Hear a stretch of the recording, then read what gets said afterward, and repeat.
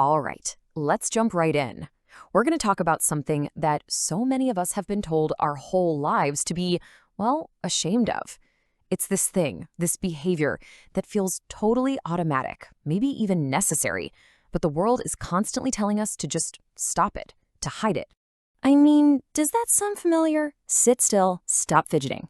Ugh, it's that look, you know the one. You get it at a meeting or back in school or heck, even just at the dinner table.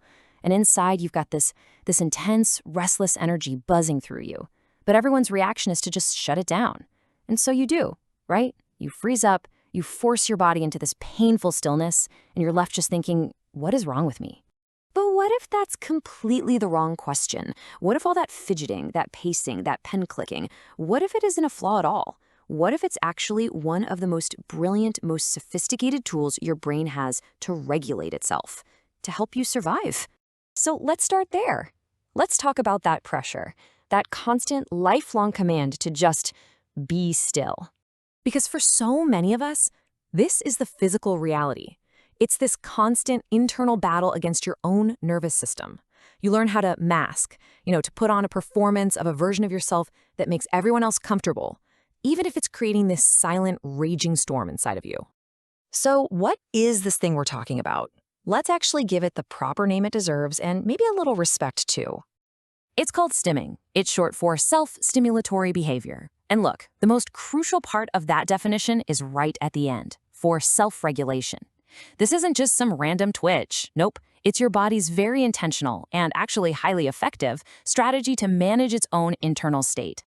And stimming can look like a million different things. It could be bigger, more noticeable movements like hand flapping or rocking, or it can be way more subtle, stuff you might not even realize you're doing, like clicking a pen, twirling your hair, or chewing on a pencil. The way it looks is super personal, but the reason why it's happening, that's pretty universal. This is where things get really interesting. Look at the difference between what society thinks is going on versus what is actually happening biologically. We get told it's just random nervous energy or a bad habit, but really, it's reducing anxiety. It's helping you focus. People think it's a sign of distraction, but it's often the very thing allowing you to pay attention. It's not inappropriate behavior. It is a vital, necessary tool for managing sensory overload and even expressing emotion. Okay, so if stimming is this super important tool, then what happens when we're forced to put it away? What's the real cost of spending a whole lifetime hiding it?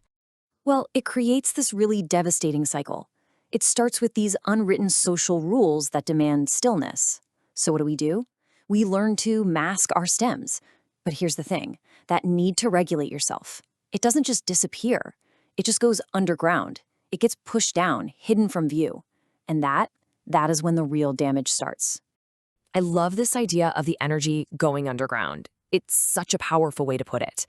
Because instead of an outward movement like pacing, you start doing it in these tiny, invisible ways. You're tensing all your muscles, you're grinding your teeth, you're pressing your feet hard into the floor. See? You are still doing the work of regulating, but you're doing it without your best, most efficient tool. It's like trying to bail out a boat with a teaspoon instead of a bucket. And the consequences of that, they are profound. This constant, invisible effort to hold everything in, it isn't just tiring, it is literally damaging. As the quote says, you are quite literally frying your internal circuitry. You're forcing your nervous system to operate under this extreme, totally unsustainable pressure, day in and day out. And look, this isn't just you feeling tired. No, there is a real, measurable, biological price tag to all this. When you suppress your stems, it leads to things like elevated stress hormones, increased anxiety, and just this bone-deep chronic exhaustion. Seriously, if you have ever collapsed at the end of what was supposed to be a normal day, feeling completely drained for what feels like no reason, this is why. It is not a personal failure, it is the biological bill for constant masking. All right, so it is time for a massive reframe, a huge shift in thinking. This is the moment we stop looking at this as some kind of problem that needs to be fixed. I really want you to let this next part sink in. These repetitive movements, they are not deficits. They are not a sign of weakness. They're the exact opposite. They're the visible proof of a highly perceptive mind taking care of itself, actively, brilliantly, in real time. It is a feature, not a bug. So all that exhaustion, the anxiety, that feeling of just being broken, Let's be crystal clear. That suffering does not come from you. It doesn't come from your neurology. It comes from living in a world that demands you act like someone else. A world that was built for a different kind of brain, that asks you to perform being someone you're not every single day. Okay, so where do we go from here? How do we take all this understanding and actually turn it into real positive change in our lives? Well, first things first, you do not need to fix yourself because there is nothing to fix. The goal isn't fixing, it's understanding. That's it. That's the foundation for everything else that follows, just understanding how your own mind and body actually work. Look, it's time to stop treating your need to self-regulate as some kind of moral failing. It's not. Think about it. It's a biological necessity, just like breathing or needing a drink of water.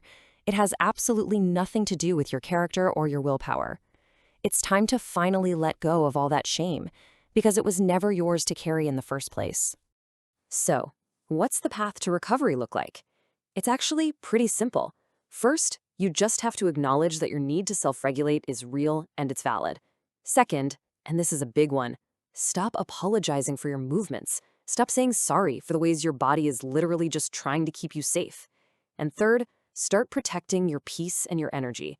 Stop spending all of it trying to appear normal. So I'm going to leave you with a final question to chew on. Just really imagine it for a second. What would actually change if you stopped apologizing for how your nervous system keeps you safe? What would your life feel like? How much energy would you suddenly have back? What could you do? What could you accomplish if you finally stopped fighting your own brain and just started working with it? Just think about that.